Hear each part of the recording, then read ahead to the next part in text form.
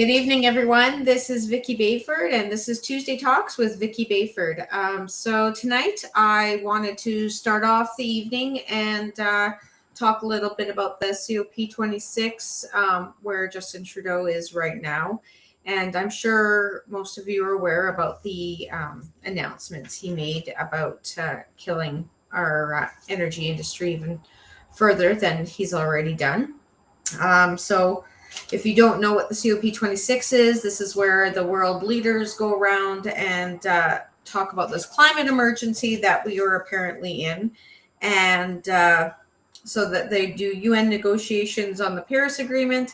And then they also look for new climate pledges from other countries and companies and investors. And so a lot of the world leaders, a lot of the billionaires, and a lot of non-elected UN officials are there to try and see what they can do to tax the world and make more money off of our backs. So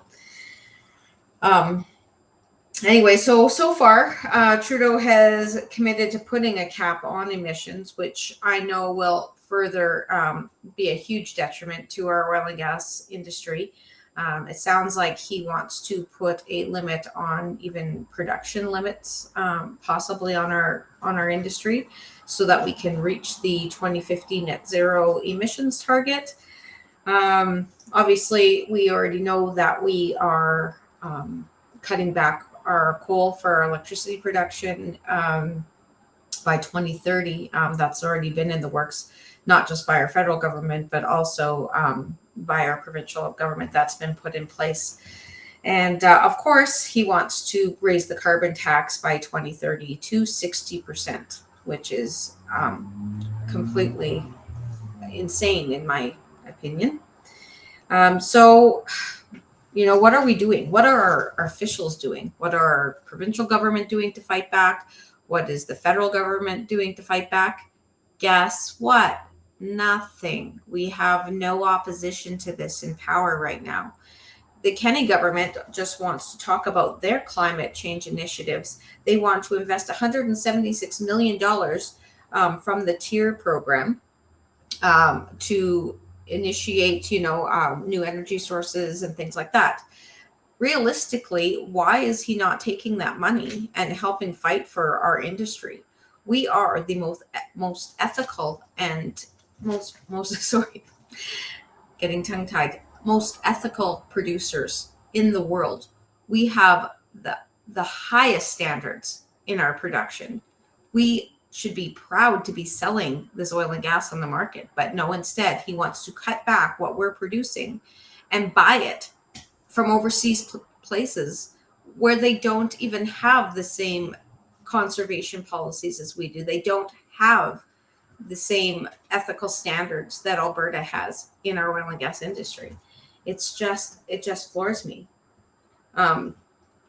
Kenny's even still implementing carbon cutting programs, and wow, it's super disturbing to see how these politicians in power are actually buying into this, and they are not fighting for our industry. They're not fighting for our province, for sure.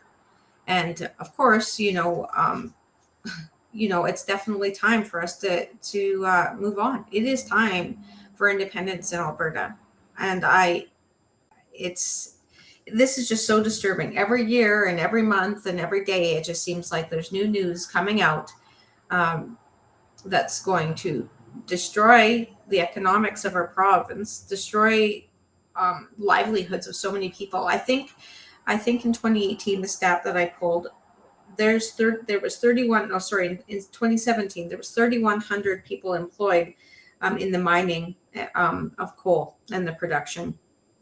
And seriously, like, they have these retraining programs. So what are they going to do to replace that income they had? Do you think someone that's been 30 years in an industry is going to be okay losing their well-paid and well-earned job, working hard to keep power in this province, to go get retrained at 50 years old, 60 years old, to start at the bottom again? Like they want to just replace these people. They're not going to help these people. They're not going to try and help Albertans. They want to bring other people in to replace the people that built this province. I mean, it's just disgusting. Anyway, so it's just really frustrating. We don't really have anybody on our side. So this is where I'm saying we have to stand up for ourselves. We have to fight back now. We can't wait any longer. And it's up to us to make these changes. We can't depend on politicians anymore. We have to become our own politicians. We have to get involved, and we have to be the change. Our policies, like in the Independence Party, we actually have a very strong program for all of our industries, not just oil and gas, but in particular oil and gas, since that's what we're talking about today. We have an Alberta First policy. We will use Alberta energy. We will produce Alberta energy. We are not going to go outside to go purchase our energy. We believe in responsible development.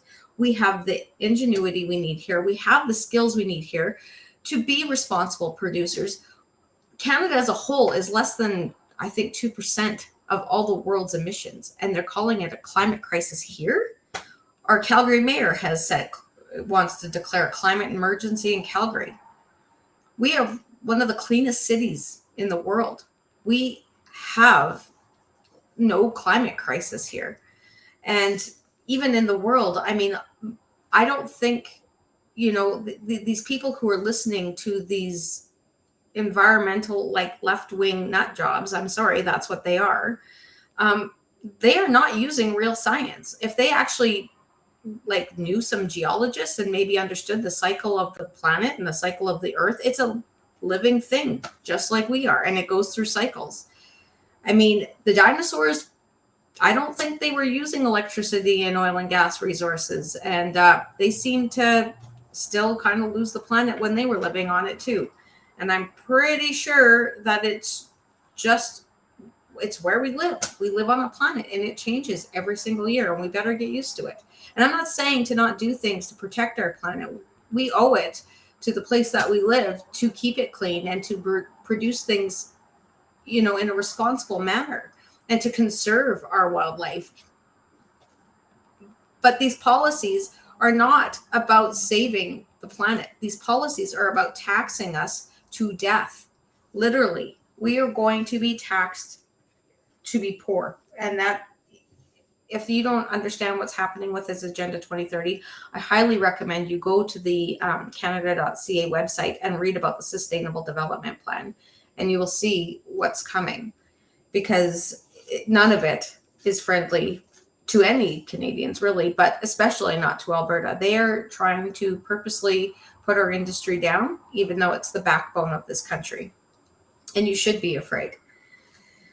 So with that, we do have good, strong policies in the independence movement. But right now, I was reading a tweet earlier today on Twitter. And, when I first got it, it kind of caught me by surprise. But, the person that wrote it, sorry, I'm going to probably paraphrase a little bit. I'm not going to read the whole thing. But basically said that the independence movement right now is in shatters. We have one independence party that is not really promoting independence, and then the other one, which is us, the Independence Party, who are just struggling to become relevant. And that is, I couldn't even be upset by it, because it's an absolute fact. And we have to become relevant. And as my job as the leader, I guess, that's my job. And it was kind of a little bit of a kick in the ass for me today, so to use my language. But you know what? We have to start doing something every single day, like actions. We can't sit here and complain and, use our words. I like to get messages out on Tuesdays, and I want to continue doing that. But we actually have to start following through with doing things. And we need people like you.